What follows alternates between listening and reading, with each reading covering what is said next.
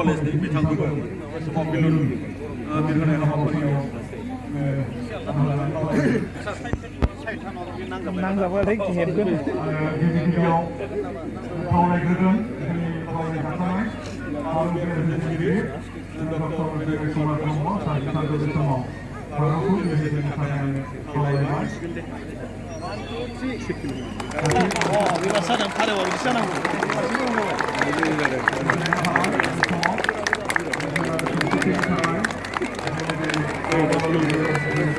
गिदिर खालामो माथो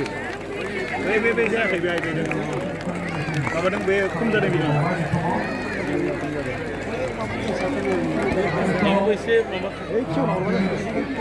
बारा जाबाय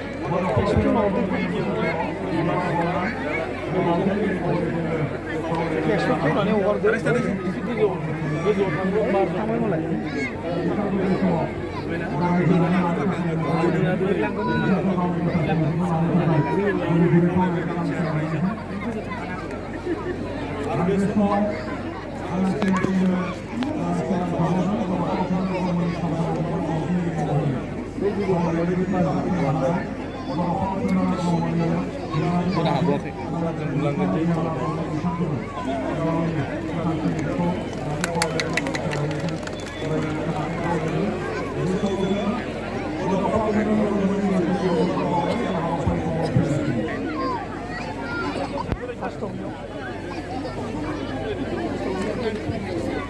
Besok jadi kasih